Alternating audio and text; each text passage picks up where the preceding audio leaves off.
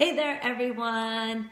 It's Shelly Levi here, and I want to welcome you to tonight's little Facebook Live on fibromyalgia and pain and how do you work through a fibromyalgia flare. So just to give you a little bit of background, I have been living with autoimmune disease for about, let's say 28 years now. It started off with Hashimoto's and it went into Graves as well, which is an odd combination. It's very unique because very rarely do you have both Hashimoto's and Graves going on. It's typically one or the other, but my body fights between the two. Then I went into celiac disease, and from there I've also developed what's called fibromyalgia. And, for those of you that are out there that already have been diagnosed with autoimmune disease, please know that you are at a really, really high risk of developing more autoimmune diseases. It just kind of goes hand in hand. So don't be surprised if you start to notice other things start to show up.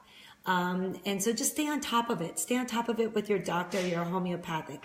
Wow, the lighting's like really weird tonight. I don't know what's going on. So let's see if we can adjust here. So what I wanted to talk about is I wanted to touch on this because last week, I was on vacation the week before. Some of you saw, I went on a cruise with my sisters and my dad. And when I got back last week, I had like a major fibromyalgia flare. And I was like floored as to why it popped up. I wasn't sure what had happened. For the most part, my eating was really good on the ship. There's not too many things you can eat when you have celiac disease. So I was very limited to start with. So there was really no issues when it came to my food on the ship. And I really didn't drink a lot. So maybe a couple glasses of wine each night with dinner. And that was about it, but nothing like extremely over the top or unusual. So I was really floored when I came back and had this fibromyalgia flare. And what that means, if some of you aren't sure what that means, is fibromyalgia is a pain and it moves throughout the body, and it could be in the muscle tissue, in the joints, in the fascia. It's just everywhere. And for me personally, it tends to lighting, work with me here. It tends to settle in my upper back and actually all the way down to about right here. So it's not really low back. It's more kind of mid back and up into my shoulders and neck. And I'm still trying here to see if I can get this because it's like really a bad glare. Let's see. There we go. No. Work with me here, people. Be patient. All right. I think we got it now. So I was caught off guard with this. And with the pain that would develop, there was this overwhelming fatigue, like a Mack truck had hit me, even though I wasn't sick. So I was like thrown off. And so I dug a little bit into it to see what are some other things that could potentially cause me to flare that maybe I'm not aware of. And so when I did a little bit more digging, I was shocked to find out some of the things that can easily trigger fibromyalgia flares. And so I'm going to kind of just go through a few of them that stood out to me. So number one, weather changes can cause you to flare. And me personally, I went from 75 degrees into, when I flew into Florida, believe it or not, they had a cold spurt. And so it was like 45 degrees when I flew in. So I think that might have possibly contributed to maybe what I experienced. And then of course, after being in Florida, the next day we're back in 80-degree weather. So weather changes or temperature changes can cause a flare to take place. But I didn't notice it on the trip. So I didn't really notice anything on there.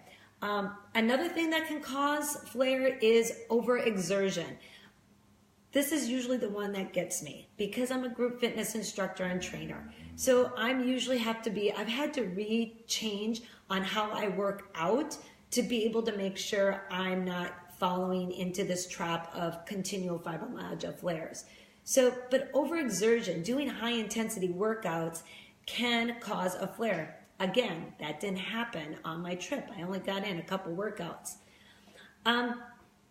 Injury or illness, number 3. Guess what happened before I went on the trip? Oh yeah, this girl got the flu. It only knocked me out for about a week, but I literally was down for the count for 2 days, which is better than what everyone else has been. It sounds like everyone else has been dealing with it for weeks on end. Mine was only about a week long, but it did knock me down for a couple days. Again, however, that was the week before my vacation. And there wasn't anything that took place while I was on vacation. So the next thing up, hormonal changes. I am getting old here, 50 now, coming up on 50. I don't know if that could be playing a role into it, but who knows? There was nothing that stood out with that. Although the next one up, lack of sleep. And there was a period of that whole week on the trip, I was lucky if I maybe got 2 to 3 hours of sleep a night. The beds were not the greatest. And I've got a sister, I'm not going to say who, that just happens to snore. So I didn't get a lot of sleep. So that could have possibly been some of the triggering points by the time I got back. Another one that came up on the list is traveling. Traveling, period. You know, I had no idea that going and traveling could trigger my fibromyalgia. And some of that has to do with, I guess, your changes in elevation, in going on a plane, doing some of that can have an effect and cause you to trigger for fibromyalgia pain as well. And the last one that I came across, which I already knew this, stress. Stress. There might have been a little stress on that trip. Just a little. So, but anyway, that all compounded last week and just set me off. And it was a struggle because I'm that person that's that go-getter. I want to get up, going. I've got things I want to do. I've got things I'm trying to accomplish. I don't have time for pain and fatigue. That's my mindset. And unfortunately, last week, I had to be kind to my body and honor what was taking place. So I want to share with you some of the things that I do to try to manage the pain. And I want to kind of get your feedback on one thing to see if anyone else out there is doing it and maybe some of your results from it. So first up, one of the things that I do, and I've got a few of them over here, I'm going to grab them. Foam roller. People who suffer from fibromyalgia or anyone who's into health and fitness, this is your BFF. Foam roller.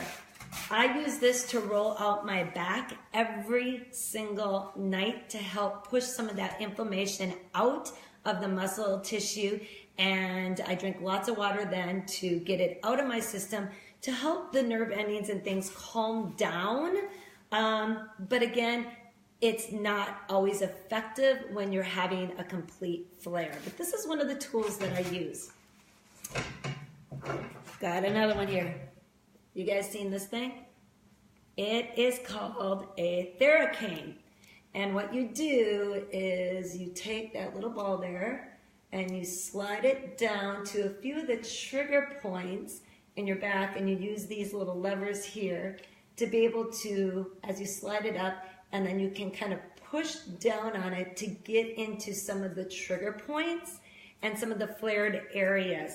So this is a really great tool for getting into trigger points that might be flared in the back. And again, after you're done doing that, I recommend drinking lots of water to help flush out the toxins that you're releasing into the body when you're working on foam rolling or with that Theracane on the trigger points. Next up, Epsom Salt baths. I don't do this enough. I need to do this more.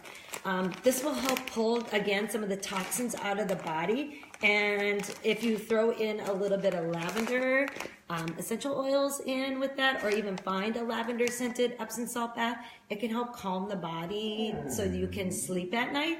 Hold on a second. I've got a little impatient dog here.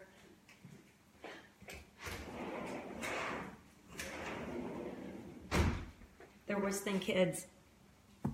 So, next up, I'm still learning about these, and I want to try to incorporate them a little bit more into managing my fibromyalgia, but this would be your essential oils.